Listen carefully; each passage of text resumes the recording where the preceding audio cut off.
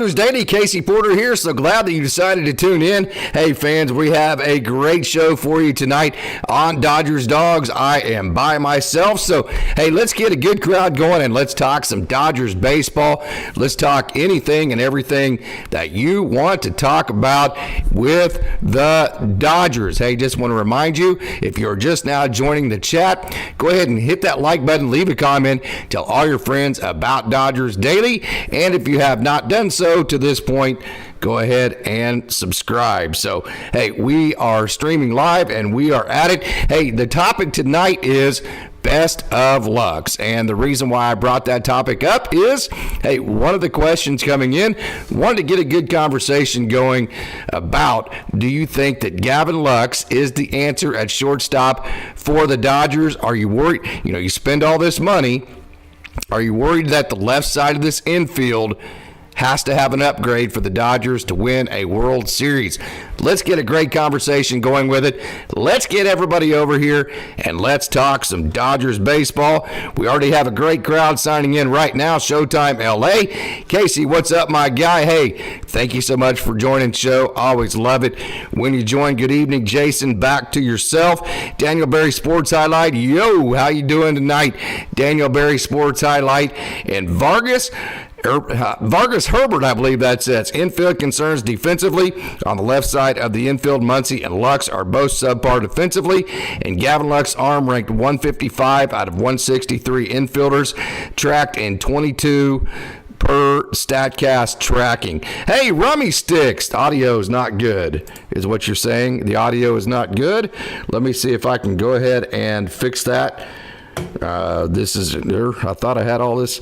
Let me go here and let's see, input device right here and microphone. Let me turn that down to about 50% and let me see if that does better right there. And I'll go, does that sound better, guys? Let me go if that, let me know if that sounds any better. I only worry about Muncy's defensive prowess. Hey, Grizz Monster, what's going on this evening? Thanks for joining. Hey, let me know if the audio is better. I only worry about Muncy's, audio is better there. Okay, I only worry about Muncy's defensive prowess because he looks bigger, almost Panda-like this spring. Yeah, Muncy, that is a concern. I know Tim Rogers has mentioned that a couple of different times about that, as far as Muncy maybe losing some weight to be a little bit more mobile. But again, Muncy, you know, he's an offensive type of guy. Is he good enough defensively for you? Of course, do you see the Dodgers late in games, maybe if there's a left-handed pitcher on the mound? I know that Jay brought this up with Muncy's, with his splits. If there's a lefty on the mound, it's late in the game. Do you bring in Chris Taylor or Miguel Rojas? Maybe you pinch hit Chris Taylor, and then, you know, you pinch hit him, you sub him in for Max Muncy, and then Miguel Rojas then comes in for Chris Taylor defensively. Do you do something like that? Gavin Lux, how worried are you about him? I will say this, I think the arm is going to get better from shortstop. I know that sounds counterintuitive, just simply because I think the footwork's going to be a little bit different for him. Pay Texas to bring back Correa and Seager 3. Yeah, I think Lux will be average defensively and hit 300 or close with 10 bombs. Hey, good evening, Chuck Huddleston. Thank you so much. Rummy Stick says, yeah, better. Okay, so I needed to turn that down. This is my first go with the new computer on this scene, so I'm so glad that you brought that up, Rummy Sticks, and I'm so glad that you decided to join Dodgers Dogs tonight. So here's the deal about Gavin Lux. First of all, he's going to go back to the position that he grew up playing his entire life. There's number one. And number two, I think it's going to be similar to Max Muncy, but with the exact type of offensive profile the Dodgers are going to want from Gavin Lux, in the sense that you can deal with some defensive issues if you get an offensive game from Gavin Lux that not only is good, but it also fits the type of offense that this club needs. Let me get some video up on Gavin Lux so we can watch him, and you don't have to be looking at me on the screen here. So when I say that, obviously Max Muncy is the type of guy that you're going to want home runs from, you're going to want RBIs, and you're going to want him to just simply mass the baseball. And from that perspective, you're going to want great offense from him. Let me shrink this a little bit. And let me get this down where you can actually see it and then get it over to your side. Give me just a second here, guys. I'm by myself, so this is a little bit clumsy. I promise I'll get things going here in a minute, and it will not be as clumsy. Let me cut that over right there. Okay, there you go. That's better. So from Gavin Lux, that's a good point for Gavin Lux. He doesn't have to be great defensively. Just be okay defensively. Just be a guy that doesn't beat the Dodgers. And then be a guy that steals 20 bases, a guy that hits maybe 12 home runs. I think he can definitely do that. And be a guy that hits, I'd say, 275 and have an OPS somewhere around 800. I think all of those benchmarks, if you will, are very attainable for Gavin Lux. If he does that, let me go over those again. 275 batting average, OPS around 800. Around 20 stolen bases, and then, 15 to 20 stolen bases, something like that, and then maybe 10 to 12 home runs. I think at that point you can deal with some defensive averageness, because here's another deal, especially in close games. If it comes down to it, he's left-handed. Chris Taylor, Miguel Rojas are both right-handed. That's the advantage you have with both Muncy and Lux, is that they hit left-handed. So what you can do is, whichever one comes up in the order the first, you can hit Chris Taylor, then bring Miguel Rojas in for Chris Taylor, or just leave Chris Taylor in defensively, and you can make a defensive substitution if, say, that you have a 1 or 2 run lead and you're looking to win the game there. So I think the Dodgers have plenty of options. I'm excited to see what Gavin Lux can bring at shortstop for the Dodgers, very much so, and to see here's some more offense from him, and to see what he can do in 2024. It was just too bad last year that Gavin Lux was primed and ready to be the shortstop. You have to understand something about him. He has been a huge prospect forever, and there was a lot of pressure on him, and he finally was in position to be the starting shortstop for the Los Angeles Dodgers. Then he hurt his knee. He was crushed by that. So he's super excited to get back. So I'm excited to see how that is going to go. Okay, hey, Rourke Stevens, thank you so much for joining this evening. Grizz Monster, I think Lux will be above average. So there's one in the camp of Gavin Lux being above average. I would totally agree. I think when you throw it all into the oven and you see how it bakes, if he is just an average defensive player, I think he's going to be enough above average offensively to be exactly what Grizz Monster is saying, which is, when you put it all together, above average. Larry Partridge, thank you so much for joining. I certainly appreciate it. Hey, call all your friends. I'm by myself, going to be relying on the chat tonight to have a great conversation going. Hey, let me know, are there any prospects you want to talk about? Are there any guys out there at all that you want to see on video, that you want to get into a great conversation about? Again, we've talked about it several different times, and I know a lot of people have hit on it. I think the starters are pretty well set. We went through the starting 9. We went through the 5 rotation pieces. The bullpen, there's going to be some very interesting. I think that's where the biggest competitions are going to be.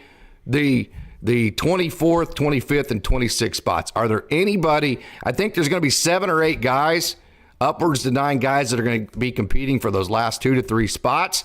So what guys do you want to see in that competition? Are there any guys directly below that? Are there any guys? Hey, there was a great question last time by Jay. Who is the next Outman type? Hey, maybe who's the next Max Muncy? Who's the next Chris Taylor? Something like that. If you have a question or video that you want to see on somebody, let's get after it, and let's have a good time talking Dodgers baseball. Larry Partridge, Lux deserves to be given a full year to prove himself, and his young age and experience gives Dodgers a great chance to have a great shortstop for years to come. That's the other aspect of it. So first of all, he's going back home where he's comfortable. Second of all, he doesn't have to be anything other than just average defensively, because I think offensively, he's going to be enough above average to, like Grizz Monster said, be above average when you throw it all together. And then number 3, if he does take the bull by the horns, you have control of him for a long time. And shortstop is such a valuable position that having a shortstop that you have control over and that is cheap for extended periods of time then allows you to build even better pieces. You're going to lose Walker Buehler next year around that. So it would be a huge deal if Gavin Lux actually is an above average player, if he puts up a WRC plus of 110, 115, if he's a 2.5, 3 WAR type of guy. Like Larry's saying, that would be an absolutely huge deal for the Dodgers. Grizz Monster Lux was working out with Dino Ebel in the infield, third base coach since January. No doubt about that. And the Dodgers have absolutely great instructors. Gavin Lux has worked very, very hard. He's gotten bigger. He wants to hit some more home runs. I do think this, though. I hope Gavin Lux does not sacrifice his dynamic type offensive skill set to try to hit too many home runs. So let me ask you this. How many home runs for you would you be satisfied with Gavin Lux? Let's set the baseline at a 270 average. How many home runs would you want from Gavin Lux? Let's say he's defensive average. Let's say he's average defensively. Let's set the baseline at 270 as a batting average. How many home runs would you want from Gavin Lux at that point? I say 10 to 12 would be fine. I would be perfectly fine with that. I just want Lux not to be a defensive weak link, says Norm Lee, and have an above average, an above league average, and on base percentage. See, that I totally agree with that, Norm Lee. On base percentage for Gavin Lux with his speed, that's going to get him on base, give him chances to steal bases. Again, on gap balls, a chance to go from first to third, from second to home, that kind of thing, and to use his speed. Like Norm's saying, if you don't get on base, you don't have the ability to use your speed. So on base percentage, I think, is a big time metric to judge Gavin Lux by as well. There are other players who drive in runs. He just can't be a black hole. That's exactly right. I think that's why Gavin Lux is a great fit, the way that he plays offense, because you do have the Max Muncies, the Otanis, the Freddie Freemans, the Mookie Betts, the Will Smiths, the Tio Hernandezes, the James Outman. You have guys that can hit the ball to the moon. You have guys that are going to drive in runs. What you now need are guys that can hit line drives, hit for average, get on base, have high on base percentages, and steal bases. Because here's another thing. The Dodgers just magically overnight are not going to just start holding runners and throwing runners out at second base. Now, I've mentioned this a couple of times. They are working on it at the minor league level. They have incorporated a slide step with some of their prospects at the minor league level. Tyrone Lorenzo, he popped a sub 1.8. All of the Rancho catchers, Jorge Puerta, Simon Reed, and Tyrone Lorenzo, Jesus Calise, they all were throwing out runners at a high clip. So it is coming. The Dodgers are working at that at the lower levels. But starting next year with Will Smith, and then more so just the way that the pitchers approach the stolen base, it's not going to magically just be great overnight.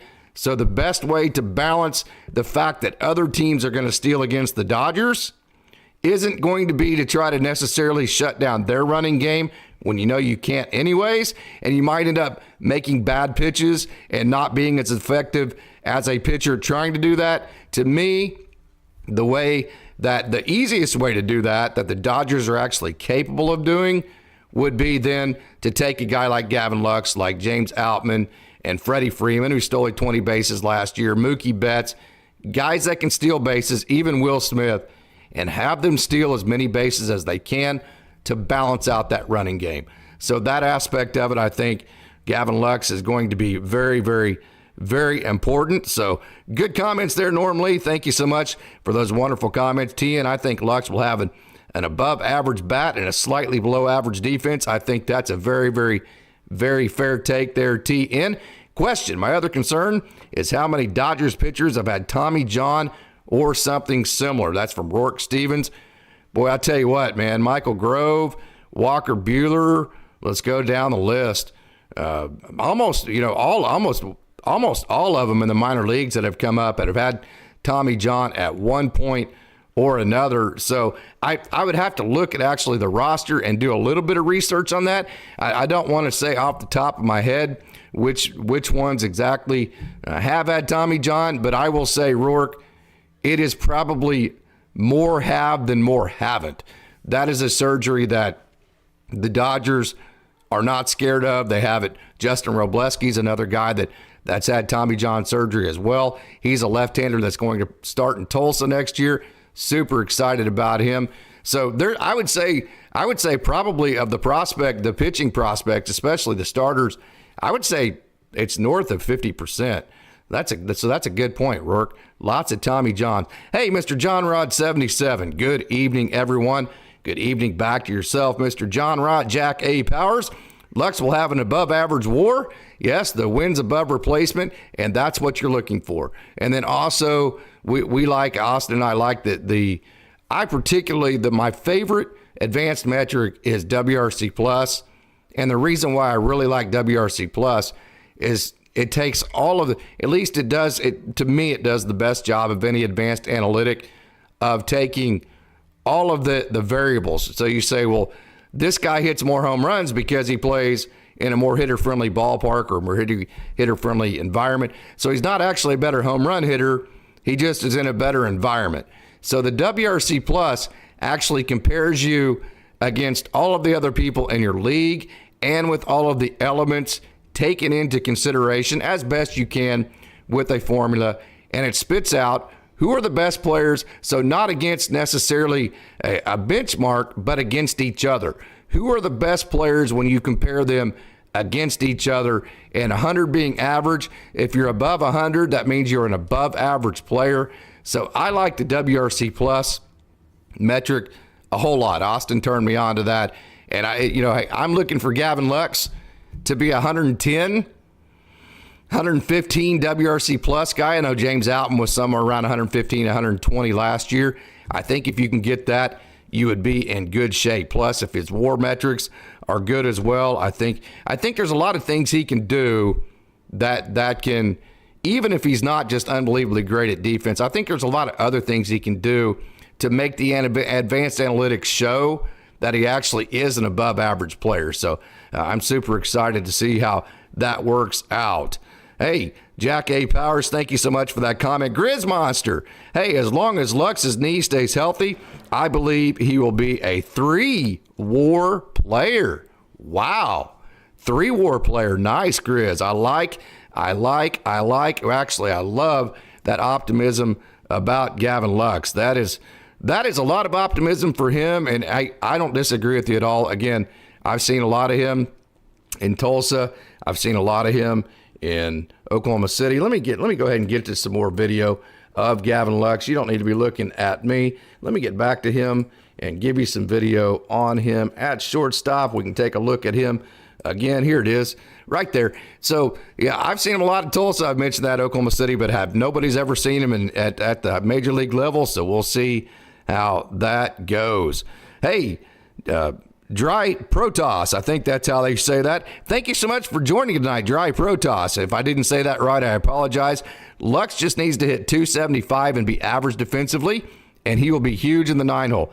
That's another great point, Dry, is that, hey, he's not going to have to be your leadoff hitter. He doesn't have to be your 4-hole. He's your 9-hole likely, which means he just needs to be a guy that gets on base and turns the lineup over.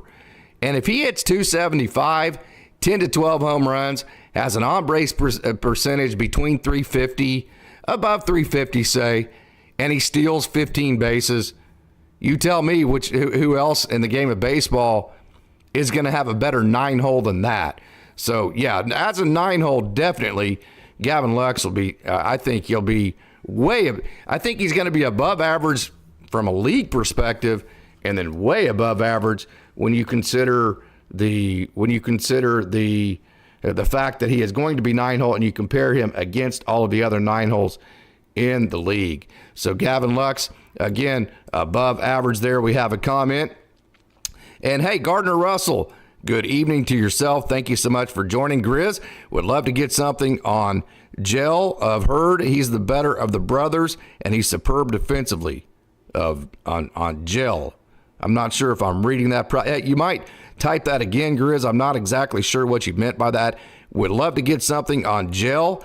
I've heard he's the better of the brothers, and he's superb defensively. You might retype that because I'm not exactly sure what you're saying there, and I'd like to get to that. Hey, Gardner Russell says Gavin Lux will be fine. Tien says, I want to talk about Young Sok Yang. What do you think about him?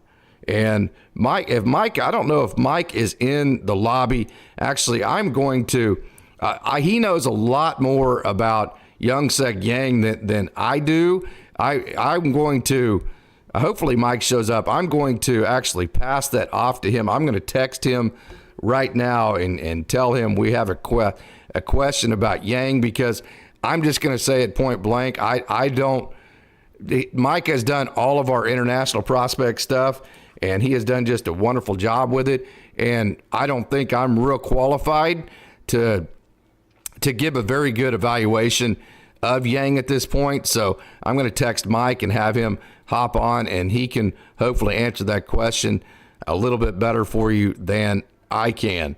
So, hey, Gardner Russell says 15 to 20 homers. TN says 20. Yeah, that was in response to my, hey, if he hits 275 and that kind of deal, how many home runs do you want? Brett Rose says 12 home runs. Grizz Monster, 12 plus would be great, but I'd like to see Lux on base more than hitting for power.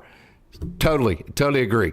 Considering that he's going to be in the 9-hole, considering that you already have guys that hit home runs, Gavin Lux needs to be the guy that gets on base. I do think that is way more important for this Dodgers offense than him trying to hit home runs, so I would totally agree with that. TN says 20 actually is a little bit high. I think that's probably high for Lux, because I just don't want him with an approach where he's trying to lift the ball, trying to hit the ball in the air. I'd rather him just hit line drives and just figure out a way to get on base. Dry Protoss, betting Lux gets at least 20 stolen bases. He's going to run with Mookie up with less than 2 outs a lot. Yes, that would be great. I think if he can get 15 to 20 stolen bases, that would be simply fantastic. It would also mean that he's getting on base more. Larry Partridge says, whatever Lux does this year, he should only be better next year and continue to improve the longer he plays. That's another aspect of it, Larry. Not only is he cheap, not only is he controllable, he's still young. So he's still going to continue to get better. I don't think he's to the top of his prime at this point. So if he's just good this year, then you can expect him to just continue to get better and better and better and be better than good, if you will, next year and the year after that. So that's another great point about Lux as well. So, hey, Grizz Monster, hard to shut down running games without quick pitching because of the pitch clock. Yes, and the Dodgers, simply put, they just do not put an emphasis on the slide step. The Boston Red Sox started this about 20 years ago. Their point was, if you get the guy out at the plate and you make a great pitch, then it doesn't matter what they're doing on the bases. And just from an analytical perspective, if you're taking a mile or two of velocity off, if you're taking a couple of inches of movement off to try to contain base runners, then you're going to allow more base hits. And over a long haul, allowing more base hits versus allowing more stolen bases actually is going to be to the deficit of the pitchers. So about 20 years ago, the slide step became a thing that was optional. And then for a lot of clubs, it just became something that they just don't do at all, because when they look at the analytics, the analytics just say, get the out at home plate. It is way more important than anything you can do with a stolen base guy. So, yeah, that's kind of the way that has gone. All right, so some great comments. We have just a tremendous lobby. I say it each and every time I'm on here.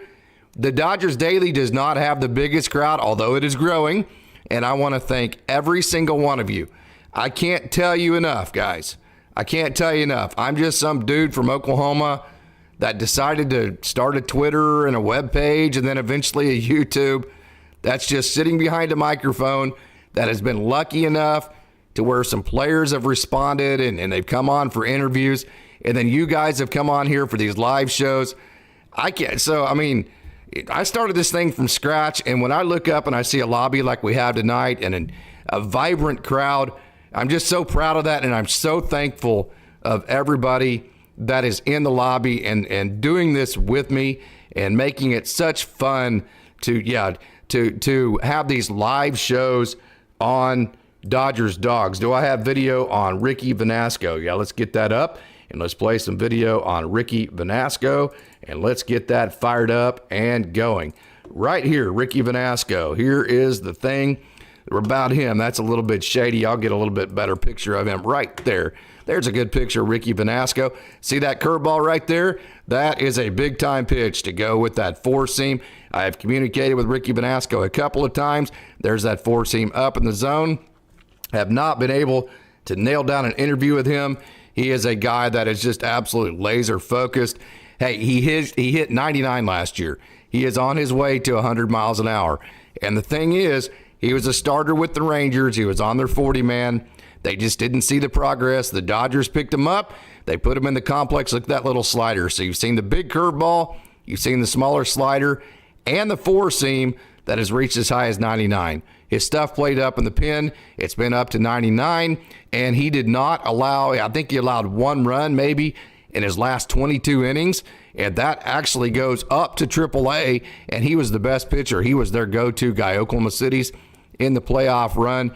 And so Ricky Vanasco, he finished 2023 so hot. There's Cody Hosey. Hopefully Cody Hosey can find his offense and make a comeback and show everybody why he was a first-round draft pick. There's Austin Gothier playing some defense at shortstop. So this is Ricky Vanasco. Super excited about him. He's another one of those guys, the bullpen guys. Look at that four-seam up and in with that arm side movement to it. That is going to be fighting for one of those last couple of 26-man roster spots. And boy, was he good towards the end. Hey, there's Mike right there. Hey, Mike, thank you so much for joining. Can you go on the chat here? We had a question about Youngsuk Yang and give your evaluation of him. I know you've done a lot of research on him. You are the expert on the international players. I passed that off to you, so I'm so glad our superstar moderator, Mike, thank you so much for joining. Can you touch on that in the chat? Because we've had a comment about that. Hey, Norm Lee, if Lux can hit 30-plus doubles and have an on-base percentage of 340, that would be a solid year. That's another point. Hey, every two doubles equals a home run, right? So that if he had 30 doubles on the year, that's basically the equivalent of 15 home runs. That would be simply fantastic. On-base percentage of 340. I'm greedy. I would like to see that thing get up to 350 or above for Gavin Lux. I think that would be fantastic. Let me move off to another video for Ricky Vanasco here. Yeah, so I would my benchmark, my floor for him would be 350 or above. Maybe that's a little bit aggressive. Maybe that's a little bit too optimistic, but that's what I would tell him if I was the GM or a higher up or Dave Roberts, and I sat down and I put goals for him for 2024. That would be my goal on base percentage would be 350 or above. Hey, One-Eyed Dragon, Casey, always nice to see you. Hey, always nice to see your name in the chat, One-Eyed Dragon. I always love it when you join. As I said, man, earlier, I just can't appreciate you guys enough for joining this Dodgers Dog Show. Craig Osterberg, hi, Casey. Hi back to yourself, Craig. Thank you so much for joining. Craig is absolutely a rock star. Can't tell you how much I appreciate all your support, and not just your support, Craig, but the way that together you have helped Dodgers Daily become a place that people want to be and continue to grow. So, Craig, I can't thank you enough for everything that you do for Dodgers Daily. Again, you're looking at Ricky Vanasco, a young man that was on fire towards the end of last year. Hey, David E. Hey, Casey, what do the minor league guys do that aren't invited to spring training? Are they working out on their own? That is an absolutely great question. Let me actually get video up on a guy that is not, he was not invited to spring training, believe it or not. He did not get an invite, but he will pitch on the main field, and that is John Rooney. He's 27 years old, so I know it was disappointing for him. I actually have communicated with John Rooney, and so they're going to do, basically, the invite thing is semantics. John Rooney, so let's take John Rooney versus Ricky Vanasco, who's on the 40-man and is going to be with the Major League Club. They're going to have the exact same routine. They're likely going to have basically the exact same opportunities. Vanasco may have a couple more opportunities, but yes, they are going to be working out with all of, like John Rooney, who's not invited. He's going to be working out in Alec Gamboa with all of the other guys that are invited. So, no, they're not working out of their own. They're at the complex right now. They're in the exact same routine. Hey, that's a great question, though, David E. That's a question I get quite a bit, and so that's one that people always are curious about what happens when a guy does not get a spring training invite. Hey, Jack A. Powers. Jack, thank you so much for joining.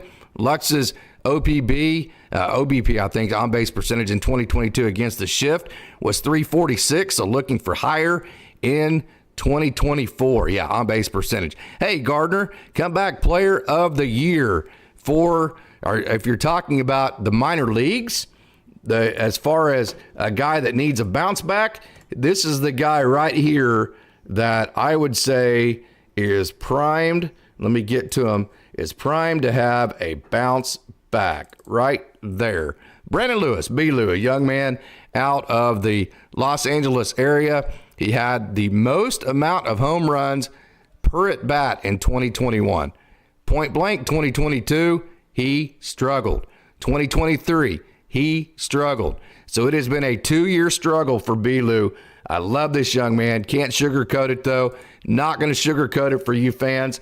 You guys deserve the truth. So I'm going to put it out there point blank. Brandon Lewis, the last 2 years, look at that home run, though. When things go right, he has a world of power. And the thing that I really like about Brandon Lewis, here he is right here, he's able to actually hit the ball the other way as well. Kind of has a Miguel Cabrera type swing as you're watching him swing here. So from the minor league perspective, I really think that Brandon Lewis is primed and ready. Of course, this is going to be a repeat. This will be his 3rd year probably. I'm assuming he starts in AA.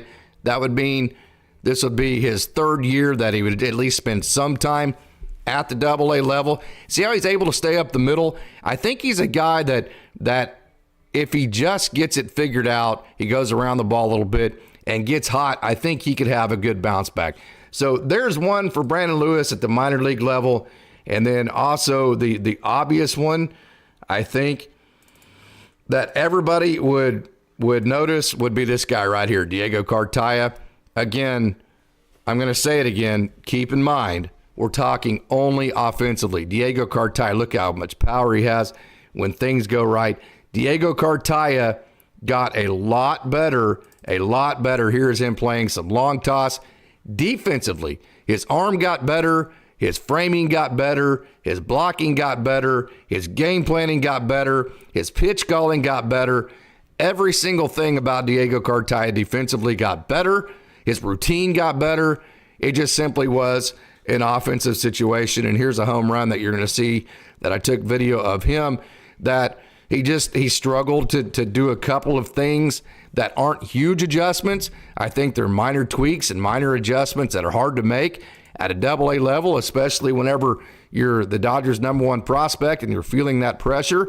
So I think the two guys at the minor league level that would have a big bounce back would be Diego Cartaya and Brandon Lewis. At the major league level, okay, and not necessarily because they weren't good, but because of injury, I really, really, really think this guy right here, Blake Treinen, I think he is set to have a hell of a year for the Los Angeles Dodgers. Everything I've heard, he's healthy. Everything I've heard, the Dodgers are super excited about Blake Treinen, and they think that he's going to go right back to being the dominant type Blake Treinen that they had a couple of years ago. And then another guy, hey guys, just trust me. I've been hearing from the little birdies flying around camp, okay? The little birdies that I get information from, and I think you guys know that most of the information I get is off the record, so I don't bring it out into the public. But all the little birdies I'm hearing right here is that this guy, Daniel Hudson, has a real chance to make a real impact. Those two guys. So when you look at the minor league level, I think Diego Cartaya, Brandon Lewis.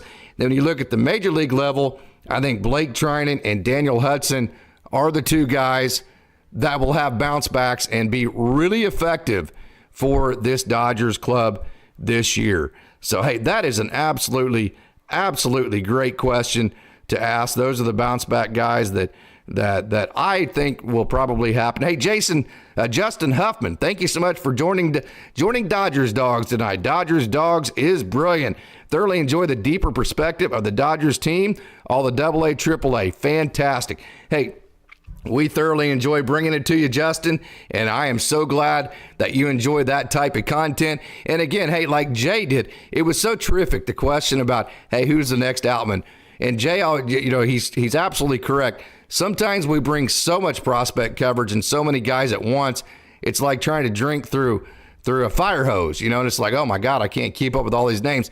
So if you would like something specified in a reference that is framed into a way that can actually make sense and that you can relate to guys that you actually do know, please bring that up. Bring up which type of guy, maybe which type of player, that kind of thing. So I'm super glad, Justin, that you enjoy the coverage of the minor leaguers, because that's our sweet spot, obviously, here at Dodgers Daily. We do love covering the big team, but we love them babies, man. We love covering them babies because that is the future of your system, your future, whether it be on the field or your future to go out and get the all-star type players through trades. Brett Rose, hey, with the protection around Lux, he has the ability to hit 300, in my opinion. There's another point. He's probably going to have James Outman in front of him, Mookie Betts behind him, and then Freddie Freeman behind him, and then Shohei Ohtani behind that. Now, as good as Gavin Lux is, that's a great point. Would you rather pitch to Lux, Betts, Freeman, or Ohtani? So Lux is going to get good pitches to hit, and if Gavin Lux gets good pitches to hit, because here's another deal. This is a great point, Brett. Again, I always say it. Dodgers Daily, not the biggest community, the absolute best. Here is another just great comment. Okay, with the protection, one thing you don't want to do with Gavin Lux with the guys behind him, the last thing you want to do is walk Gavin Lux. Because then you have Mookie, then you have Freddie, then you have Shohei, and here comes the cavalry. So just from a simple perspective that Gavin Lux is going to have that protection behind him, he is going to get great pitches to hit, not good pitches, great pitches to hit.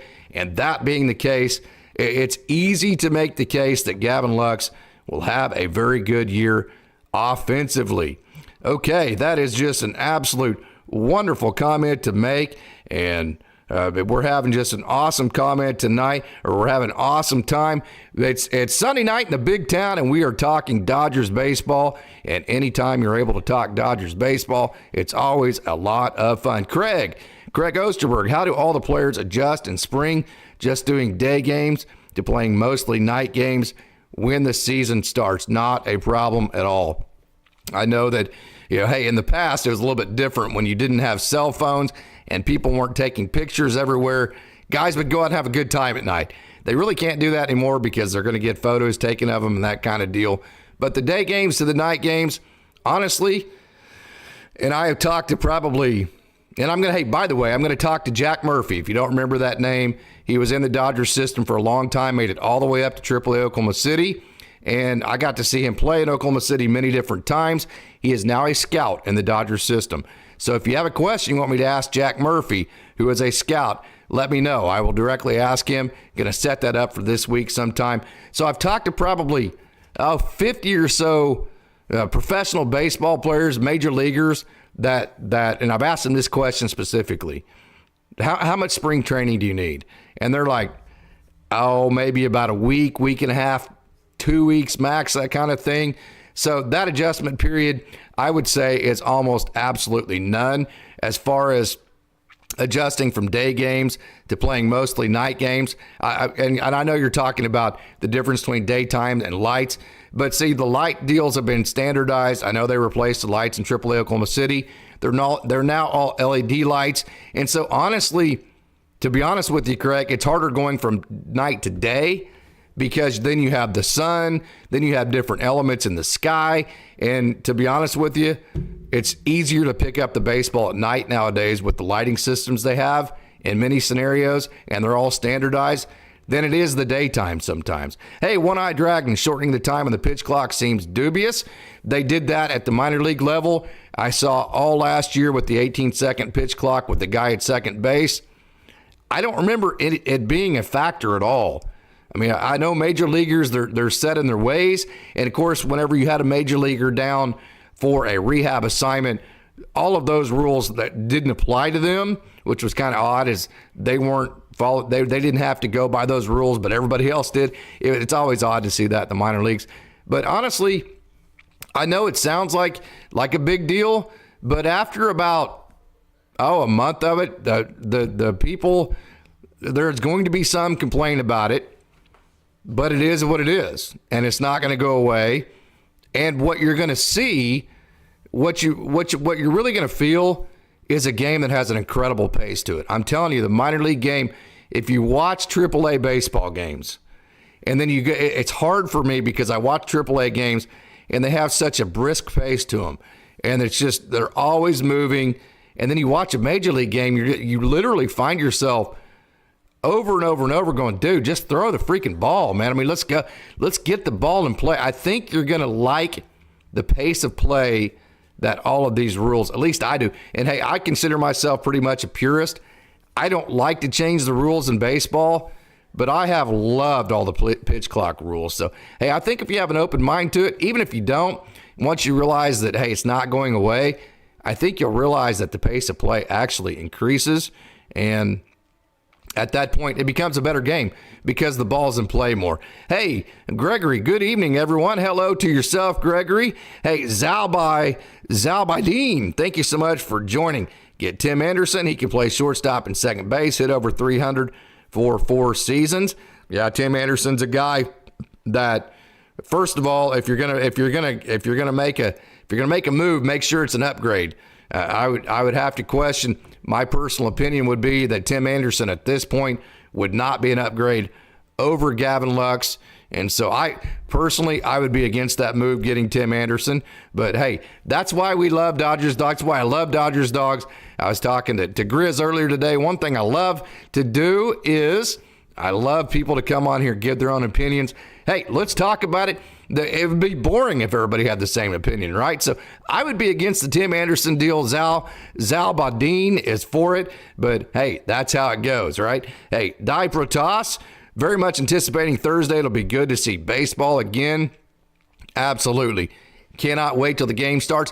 And now, hopefully, if you watch enough Dodgers Dogs, or maybe you didn't need to watch Dodgers Dogs, you watch, of course, the starters. You see Shohei Ohtani. You see all the guys that you want to see, all the superstars.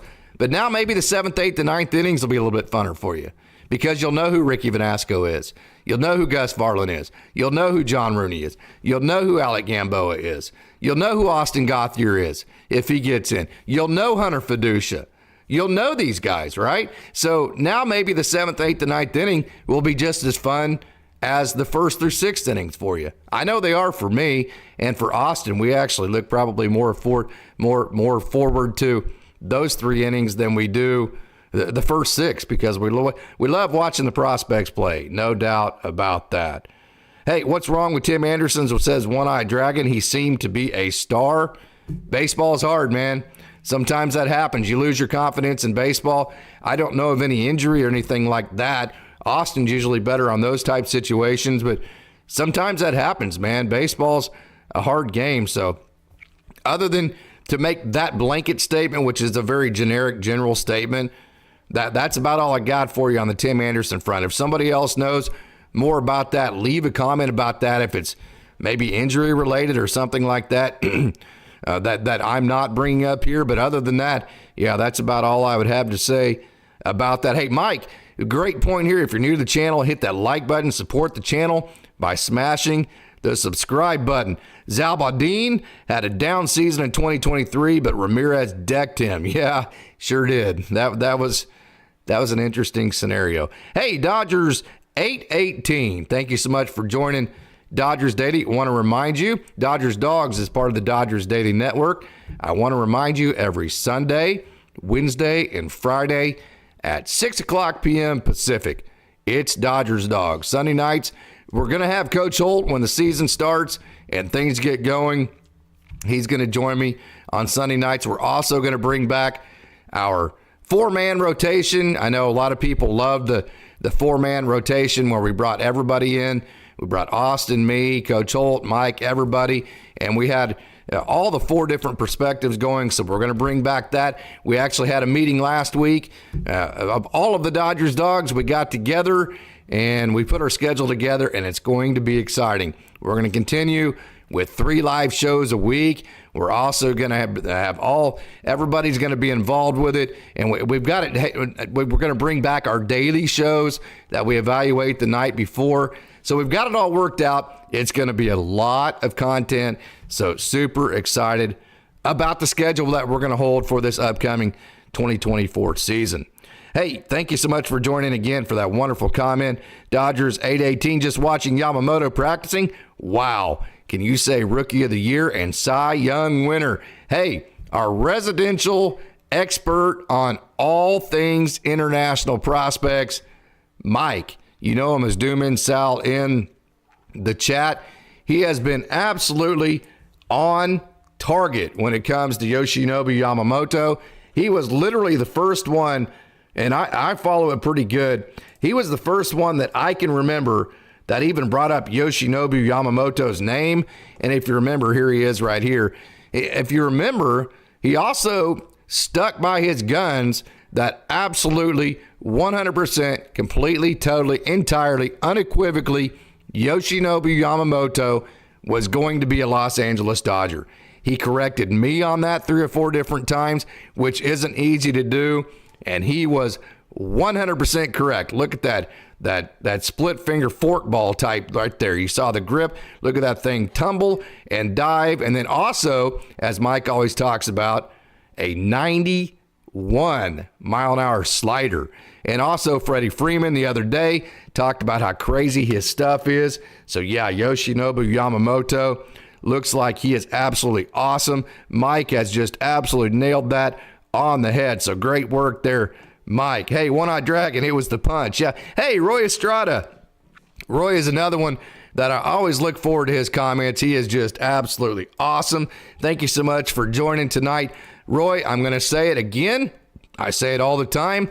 Dodgers Daily doesn't have the biggest crowd out there as far as Dodgers content goes, but we do have absolutely the best baseball fans on earth. Roy, I can't tell you how much I appreciate you every time you join the chat and leave your wonderful comments. Shortstop back in the day was your best fielder and best player. I'll take you further on that, Roy. The philosophy in the old days, I should say, we're dating ourselves, Roy. You got to be strong up the middle. Pitching, catching, shortstop, second base, and center field. And then you can put your power around that, but you needed to be solid defensively up the middle, and that's kind of what Roy's saying here. Kept everyone in the game and took a leadership role. I don't see that with Lux. Rojas exhibits those qualities, and his bat is coming around. Rojas absolutely is a leader. Now, here's the deal. It's hard to lead when you're not performing great, especially when it's over a lengthy period of time. There is an element, no matter how much respect your teammates have for you, no matter how good your leadership skills are, you still have to produce for guys to really buy in. That's the problem that Miguel Rojas has. But you are 100% correct, Roy. Miguel Rojas absolutely does exhibit all of those leadership qualities. Just ask James Outman. You can go back to my James Outman interview. He raved, and I talked to James 5 minutes or so before we went on, 5 minutes after we got off. Just raved about Miguel Rojas. And just watching him play, just seeing how he anticipates the ball, talking to him in the dugout, the leadership that he brings both. You know, we talk about leaders by example and also vocal leaders. Miguel Rojas is both of those guys. And he's also a leader on the field and off the field. So I would agree with you there, Roy. Hey, and Mike just linked the article to Young Suk Yang that he wrote. If you have any other questions, go ahead and let Mike, our superstar moderator, I'm excited all the stuff that we have planned for Mike with Dodgers Daily, the at-a-glance articles, and all of that. When things get started, he's going to rejoin some of the lives whenever we go with all 4 guys together. Looks like on Mondays, him and Austin got something cooked up that's going to be exciting. I point blank told him, hey, Monday nights are off nights in the minor leagues, and I'm not doing a dang thing baseball-wise on Mondays. I'm going fishing. So if y'all want to do something on Mondays, y'all can, but it's not going to have me in it. So I think Austin and Mike got something planned for Mondays. So that's going to be super exciting. Hey, Ela Shiva, it is great to see that name in the chat tonight. I love it when Ela Shiva Jones joins the Dodgers Daily Chat. Make sure and come back every Sunday night, Wednesday night, and Friday night, Ela Shiva, 6 o'clock Pacific, because we can't tell you here at Dodgers Dogs, as part of the Dodgers Daily Network, how much we appreciate you. Mickey Rowe looked incredible today in fielding. So talented. Yes, he is just a tremendous defensive player. Hey, Larry Partridge, does it matter what Walker Buehler had? His TJ, such a young age, and was several years ago. Yes, coming off of the TJ as well. Let's get some video up on him. You guys don't want to see my ugly mug. Let's take a look at Walker Buehler and his pitching. So, yes, the first Tommy John, I would agree with you. That was a long time ago. We'll see. I think he could start the season if I think he's healthy enough to start the season. I just think the Dodgers want to time it up to where he doesn't have any time off between the regular season and the playoffs. Hey, so yeah, does it matter that Walker Buehler says Larry had his TJ at such a young age and was several years ago? No, I'm not worried about the two Tommy Johns at all. That doesn't concern me. That surgical procedure is so well done. I think he's going to come back and be as good or better than ever. This is a walk year for him. I will be shocked. If this isn't one of the most productive years in Walker Buehler's career. Point blank. I will be totally shocked if that does not happen. Hey, Ela Shiva, Miguel Rojas stated in an interview today that when he is done playing baseball, he wants to be a major league manager. I will guarantee you. Now, I've never had a chance to talk to Mickey Rowe, talk to several people who have talked, who know him, obviously are very good friends with him, that play with him, and I've asked him questions about Mickey Rowe off the record. Ela Shiva, he would be a knockdown, great major league manager. No doubt about that. Mickey Rowe, he would know how to communicate. He has that sweet personality, but yet he has a great bottom line to him. And those kind of people, Coach Holt is that way. He is very sweet. He's very kind. He makes you not want to disappoint him. As opposed to you being scared of him, he just makes it to where, man, this guy's such a good dude. He's got my back. He goes to bat for me. I don't want to let this guy down. Mickey Rowe would have that type of managing presence to him, and those are the types of managers that, Dave Roberts is more of the, well, he makes you feel comfortable. He allows you to be you, that kind of thing. But I don't think players are playing not to disappoint Dave, and I think sometimes that's a downfall. I think Mickey Rowe definitely would have that. I think he would make a great manager. Hey, so that is a wonderful comment, Ela Shiva. Craig, Roy, can't watch the All-Star game. They play no defense. Yeah, 50 in the first quarter, the All-Star game going on tonight. Hey, Bob Student 10, thank you so much for joining every Sunday, Wednesday, and Friday, 6 o'clock on the dot. Well, if I can get on, of course, today, I've got I'm on my new computer, by the way, got all that set up, and then I got it set up, and it's such a powerful computer that the fans were so loud that it made a big hum, and you could hear it through the microphone.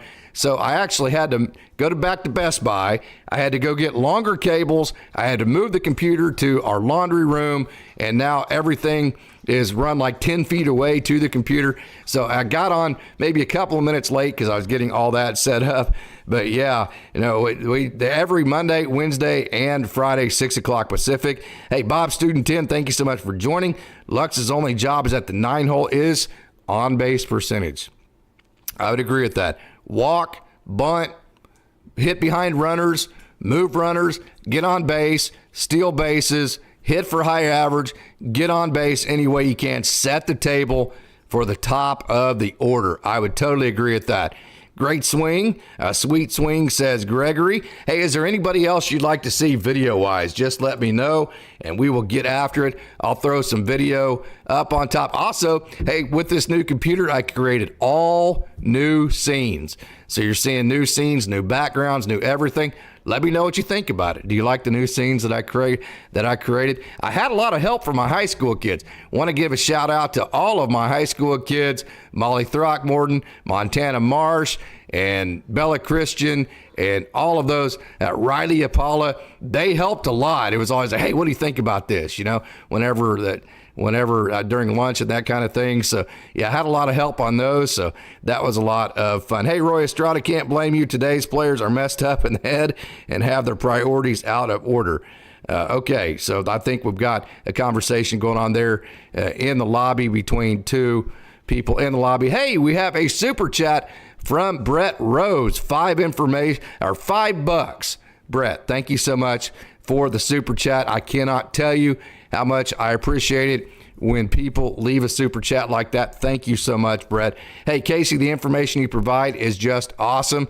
Well, thank you so much. I can't tell you how good that makes me feel, and it makes me feel to know that what we put together here, and we like to say it's from start to finish. It's from all the way down to the bottom minor leaguers to the top of the major league level. We like to cover them all, and I'm so glad that you like all that information, Brett. So thank you so much for that comment, and thank you so much for that super chat. Hey, and we have just a wonderful lobby tonight. Can't thank everybody enough. We just hit 100. Hey, let's give Dodgers Daily a standing ovation. I want to give all of you out there a standing ovation for this one. Oh, we just went under 100, right? As soon as I said that, got a little bit too cocky. I flexed a little bit too much, and we went right underneath 100 as soon as we said that. But this is just absolutely super fun to have this many people in the chat. Hey, Mr. Seabad, question for Casey. Did Lux have throwing problems at shortstop in the minors? Heard this from a colleague of yours and wanted to confirm it.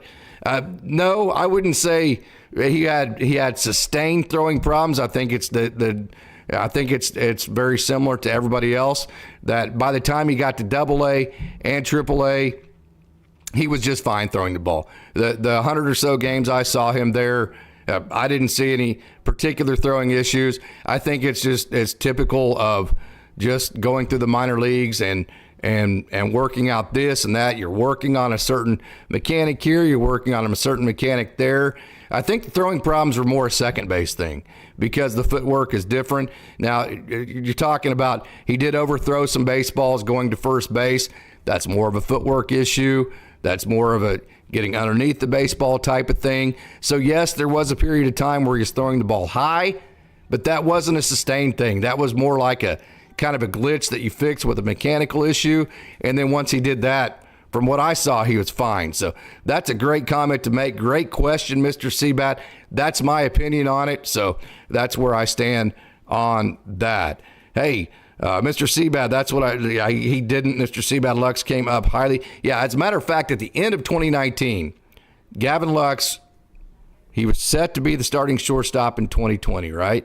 Okay, if you would have said he was going to be the starting shortstop in 2020. Obviously, the Dodgers still had great shortstops in place at that point. Okay, so he was the best shortstop prospect in the game leaving 2019. I'll just leave it at that. He was that good as a shortstop. Nando 390. Hey, Nando always has tremendous comments. Nando, I love it when you show up. Come every time. Sunday, Wednesday, and Friday, 6 o'clock Pacific. Nando, make sure you're here every single time because your comments are rock star quality. Skip Schumacher, the next Dodgers manager. I honestly think the Dodgers would stay in-house. I think they would go Travis Barbary, maybe Bob Guerin, maybe somebody like that. I think they probably would stay in-house. Or maybe at that point, Austin Barnes is retired, Justin Turner's retired, something like that. The good thing about that, for people who don't like Dave Roberts, I do believe his contract is up not after this year, but after that next year. So if the Dodgers don't win a World Series the next 2 years, I don't think he'll be rehired. So I think this issue of the divisiveness of Dave Roberts, that's going to come to a head. Either the Dodgers are going to win a World Championship and everybody's going to be happy about that, or they're not, and then the Dodgers won't rehire Dave Roberts after, I believe, the 2025 season. And then all the people that don't like Dave Roberts will be happy about that as well. And so, yeah, Nando's saying Skip Schumacher would be the next Dodgers manager. Let me go out on a limb and say the next Dodgers manager, again, will either come from in-house or be a player that has been a part of this last generation of Dodgers. Yeah. Hey, Greg Osterberg, any idea who will pitch on Thursday? I actually don't. I have no clue. I doubt the Dodgers have. They probably don't either. I mean, they probably have a tentative schedule, but I think that's going to be, it's going to be, as far as planning things out, it's going to be a couple innings here, a couple innings there. I don't, Craig. Actually, I'll ask some people that might know, and I will get back to you. I know Craig leads a comment after every show thanking us for putting the show on. I'll tell you what I'll do, Craig. I'll ask around, and whenever I get some information on that, I will leave that underneath your comment that you leave after this show is over. So let me do it that way. Gregory, we should have never allowed Corey Seager to walk in free agency. He was very expensive. I'll say that. He was a subpar defensive shortstop, and I think the defense to that is, Gregory, if I were to play contrarian there, hey, trust me, Corey Seager is one of my all-time favorite Dodgers. Matter of fact, if you watch his swing I put out on my social medias, it looks just like Mickey Mantle's. It's a left-handed version of Mickey Mantle's right-handed swing. And even if you compare left on left, it looks like Mickey Mantle's. Corey Seager, I saw him play, I believe it was a 15-inning game in Oklahoma City. He had the best attitude I had ever seen. He hustled all the way through it. I can't tell you how much I like Corey Seager. But having said that, the Dodgers knew that they were going to have Trey Turner. They kind of made that. They made that transition. So you had an all-star in your back pocket as far as shortstop goes. So from that perspective, Corey Seager was very expensive. And also, everything that I've heard, I'm not sure the West Coast was a great fit for Corey Seager. So from that perspective, I think he was going to be more expensive than what the Dodgers really realistically could have afforded. But I don't disagree with you there, Gregory. I'm not saying that I disagree with what you're saying, but I am saying that I can see the reasons why the Dodgers did what they did. No doubt about it. Hey, we have another super chat. Denard 2010. Love it when Denard checks in. Denard checks in on every show, and it is super fun. $5. Hey, Casey, you going to spring training? Still up in the air. I was talking to Tim Rogers of Dodgers 2080. And by the way, if you haven't checked out my conversation with Dodgers super rock star catching prospect Tyrone Lorenzo, go ahead and do that. It's reaching 1,000. I'm trying to set a baseline in all my videos. I want each video to hit at least 1,000. That would be a great baseline to set. Trying to get that video up to 1,000. So if you haven't done it, go check that out. Not just necessarily for that, but because Tyrone, you want to hear from him there. And I say that to say that Trinidad Loaiza did just a wonderful job translating that interview. Trinidad just does a great job for Dodgers 2080. So I say all that to say I was talking to Tim Rogers of Dodgers 2080. And if you haven't checked him out, go check him out. Make sure every time he goes live, check out his live show. And I know Ryan Fowler, he just wrote an article on Jared Karros. Wonderful. Ryan does a wonderful job spotlighting these players. So check all that out. So I was talking to Tim Rogers. Neither one of us have gotten our spring training passes yet. So we were kind of like, well, it's kind of up in the air. It's kind of like we don't want to set anything in stone. So still haven't heard anything back from Juan Dorado. If anybody out there knows anybody in the Dodgers organization, especially Juan Dorado, that can have any push and pull, we're trying to send Mike and me both to spring training, and we're trying to get a pass for both of us. We don't even need in the locker room. We just want access to the back rooms, the backfield, so we can have access to all the prospects and have a good time getting coverage from there. So if you know anybody, hey, pull some strings, get us in. But yeah, that's up in the air for those simple reasons. We still have not heard back about our passes. Hey, Mike, our rock star moderator, has a great comment here.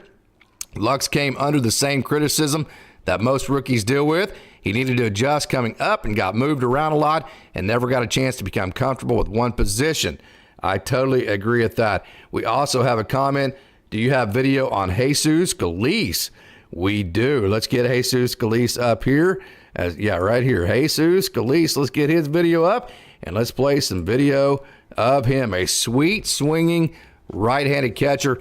Hey, and I'll tell you what, the Dodgers are loaded at the catcher spot.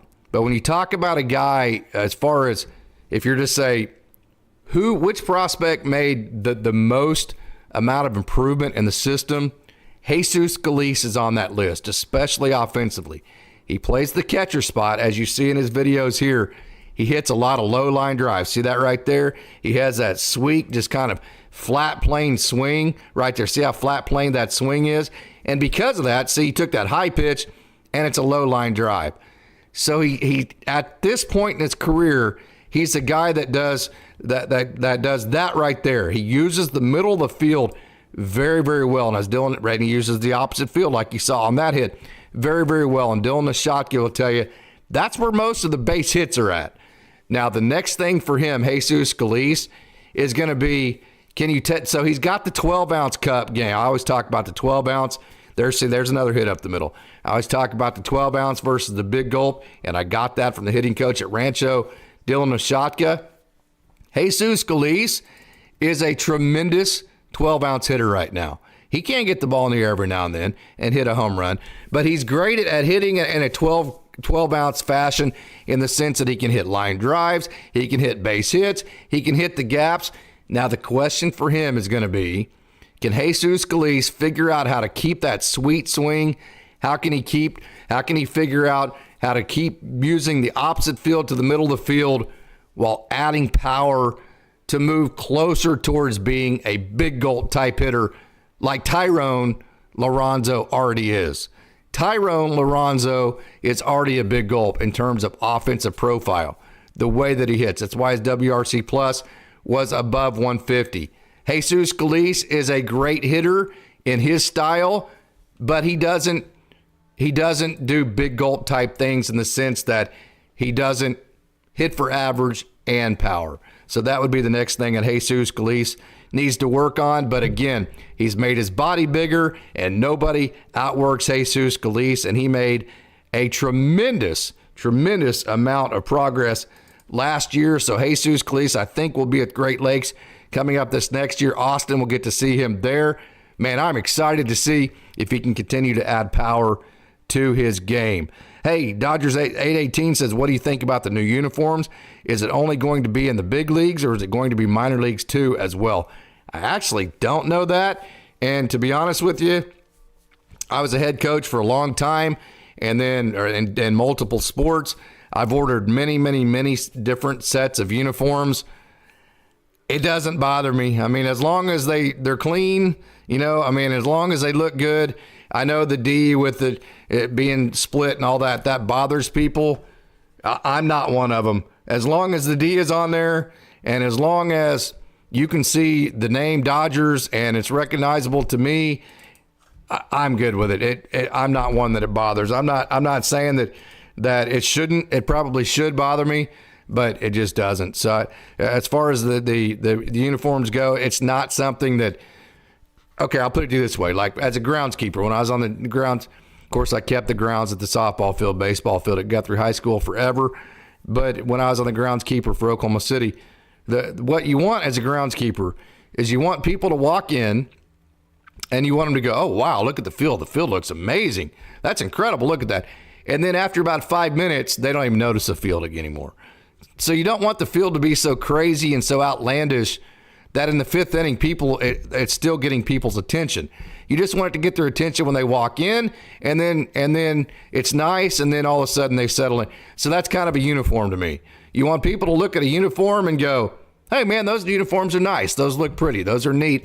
And then after a couple of minutes, they don't even think about it. That's kind of a uniform setting for me, and that's kind of how I view them. So it doesn't bother me much. Hey, any video of Kendall George? Let's get some video up of Kendall George and let's play him. I do not have video of him in games because none of the games that he actually got base hits in were on. They had a video feed to him, but this is Kendall George working out. So here's a good look at him fielding the ball his throwing arm. You're getting a good look at his sweet, flat swing. A little bit of a downward plane to it, which I think the Dodgers will probably take some of that out. And so when I say downward plane, I'm not necessarily talking about the barrel. See how high his hands are above this front elbow? So what's going to happen, basically from a scientific perspective, this hand right here, these hands right here, the hand is going to follow the front elbow. So if that front elbow leaves and goes up, that hand's going to, what you're going to do is you're going to have an upward plane to your swing. So for guys like Kendall George that like to hit ground balls, that like to hit low line drives, they like to have a very steep relationship between this lead elbow and the hands, because as you watch him swing here, see that right there? Did you see his hands replace that front elbow right there? Okay, see, so let me show you one more time. Watch these hands come right down through his front elbow right there. See that? And so because of that, he has a very downward plane. Let me show you that one more time. Watch his hands replace his front elbow in a downward plane right there. See that downward plane to his swing? That's going to create a lot of low line drives. That's going to create a lot of ground balls. That is something that I think when you look at Kendall George swing right here, okay, see how he has to hit that ball way out front because he came down at it. I think the Dodgers are going to flatten him right here and get him flat through the zone right here instead of straight down at it. So I think that's an adjustment the Dodgers will make. You have to be careful with a guy like Kendall George because he is such a good player. You don't want to overanalyze him to the point to where you paralyze him. And you certainly don't want that. But I do think, so what this is, that's called a linear path to the baseball. Let me show you that downward plane again. So when I say linear path, I'm just talking about point A to point B. So a rotational path would be right here, right? Okay, linear is just straight point A to point B. The problem is if the ball's coming down and your swing's coming down, imagine an X right here. Ball coming down like that, swing coming down like that. For you to hit it, your timing has to be perfect because you have to intercept the baseball. Where if the ball's coming down, say at about 20 degrees right here, and then you have this rotational swing, and then your barrel is coming right here, now from this part of the swing all the way to the front, where you're at that 20 degrees, you can hit the baseball. Now right here, it's going to be a ground ball, and then right here at the front of your swing, when you're lifting back up at about 20 degrees, that's where you hit the home runs. That's the adjustment I think the Dodgers will make with Kendall George. But again, I think it's going to be a process because he is so good.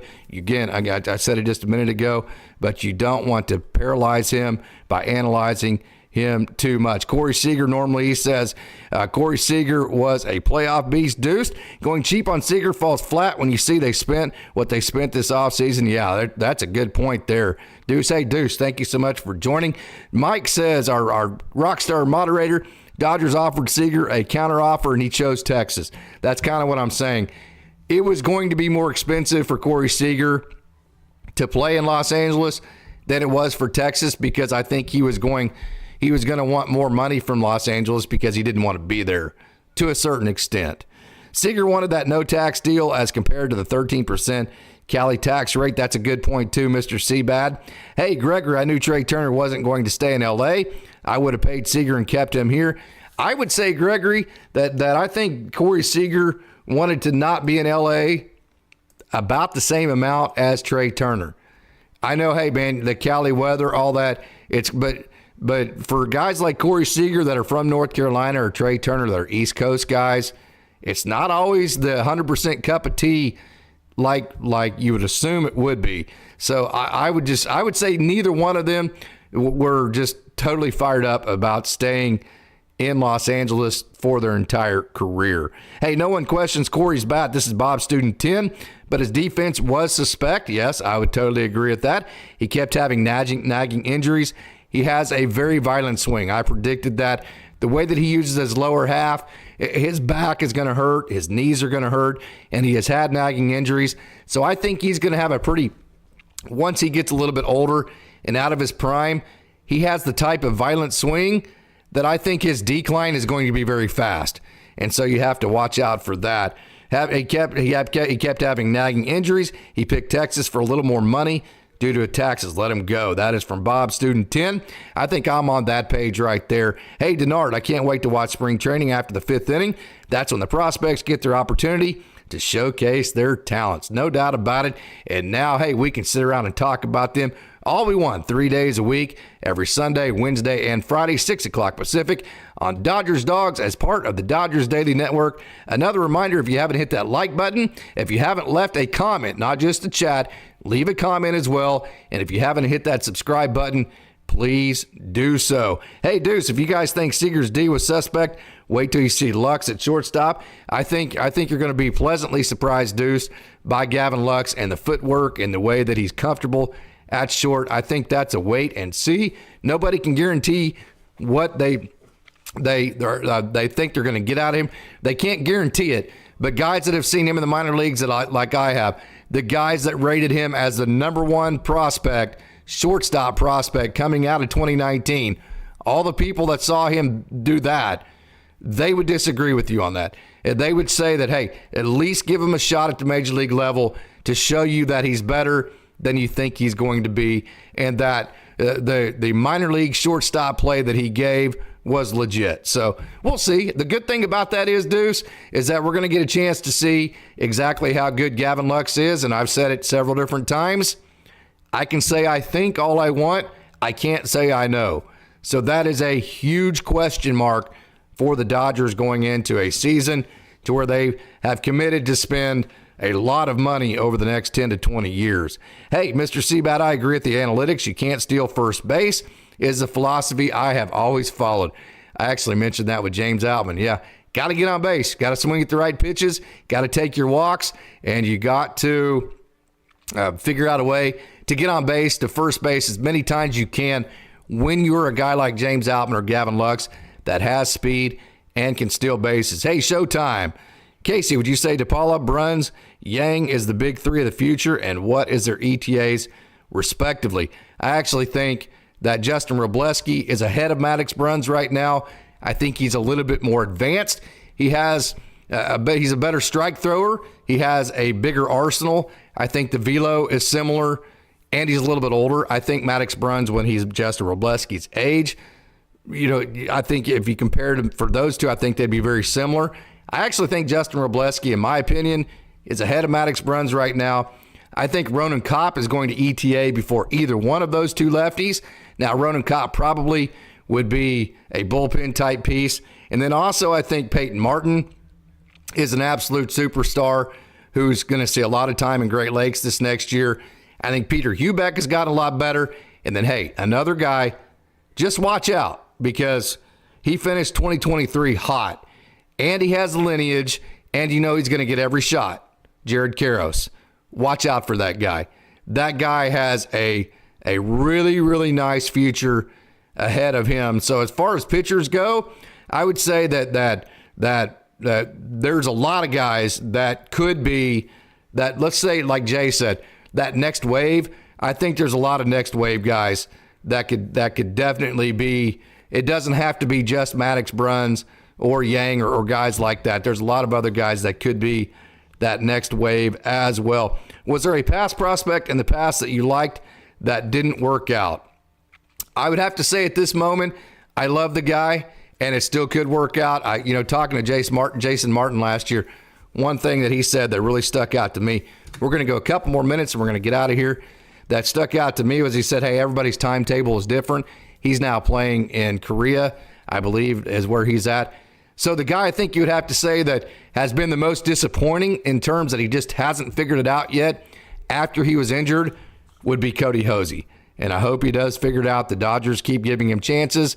The other one that really I just thought he would be a superstar, honestly, was Jaron Kendall.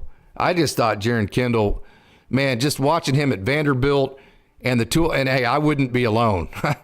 There were guys that know a lot more about this game in the Dodgers system and in the scouting departments that would have said the same thing, that Jaron Kendall is a five-tool, can't-miss, future all-star major leaguer. I just can't believe that he never made it past the AA level. So I think the number one guy that you would have to say that didn't work out that surprises me the most, Denard, definitely would be Jaron Kendall. And his just 80-grade speed, his ability to hit for power, for average. He had the first walk-off ever in the College World Series at TD Ameritrade for Vanderbilt. Hey, with a guy that runs like George, I don't want him hitting the ball in the air. I would agree with that. But what I'm trying to say, Deuce, is not hit the ball in the air, but give him a longer sense of timing. I think if he's swinging down at the ball, his timing has to be perfect, where if they flatten the path a little bit, that gives him a little longer window of timing to put more balls in play so there won't be as much swing and miss. So you and I are on the exact same page there. Zal Badin, Dodgers remind me of the Braves in the 90s, 11 division championships, or the Buffalo Bills in football terms. Yeah, with only one World Series to show for the best starting rotation, with no bullpen closer, need a Mariano Rivera. Mike Taylor, hey, good evening, Mike. Mike always leaves great comments. Seager wanted to leave, you wanted out. They would have had to jack up the offer to set $375 million at least to have had a chance of keeping him. Luxy is fresher and younger, and he costs less. Hey, Camiron Gillies, thank you so much for joining Camiron. Every Sunday, Wednesday, and Friday, 6 o'clock Pacific. Garrett Cole will shut down y'all easy. I think we have a fan. Yankees versus Dodgers World Series. Win the World Series against the Dodgers by 7. I think we have a Yankees fan in the chat. Let's keep this respectable. Again, I love it that everybody has different opinions, and I don't mind a little bit of smack talk, but this is a Dodgers show. Let's keep this respectful. And hey, by the way, Camiron, you got a bunch of good players from the Dodgers. You got Yorbit Vivas, you got Clayton Beater, and you got Victor Gonzalez. And we hope, by the way, here at Dodgers Daily, that all of them just kill it for the Yankees. Alex Verdugo will help and you got Alex Verdugo. Got a chance to see him a lot in Oklahoma City. Will help the Yankees win the World Series over the Dodgers. Yeah, and Mike is laughing about Yankees being in the World Series. And then Jack, always enjoy Casey's. And when Austin's on MILB, minor league, and major league insights, one of the best. Thank you so much. And Denard, another great show. Thank you for that wonderful comment. When does Dustin May become a free agent? That is a good question, Tony. I don't have time to look that up. Austin's usually my go-to on that.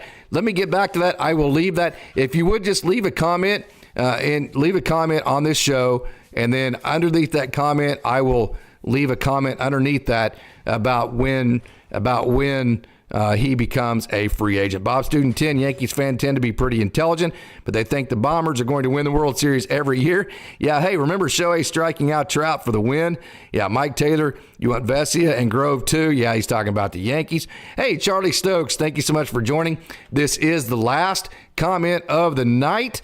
Hey, Casey, have you ever been at Dodgers Stadium at full capacity and feel the stadium shake and the electricity, the sounds of the crowd roar? Believe me, it's amazing to be there and be a part of it. I'm sure it is. I have been to Dodger Stadium. It was probably 90% full, and it was absolutely electric. So, hey, this has been just a wonderful show this evening. This has been one of the biggest crowds we've had in a long time. I can't thank everybody enough for joining Dodgers Daily. And until next time, live will be Wednesday night. We will have a hot take for you tomorrow. Going to have the Jack Murphy interview premiere Tuesday night. Again, Jack Murphy's a scout in the system. If you have a question that you would like for me to ask Jack, please leave a comment. You can DM me, email me at dodgersdaily73@gmail.com. Give me that question. I will ask that question of Jack Murphy. We're going to premiere that Tuesday night. So super excited about that. So until then, until Wednesday night, the live show, the next time that you will see me joined by Austin Brubaker, I would like to say thank you for tuning in and go Dodgers.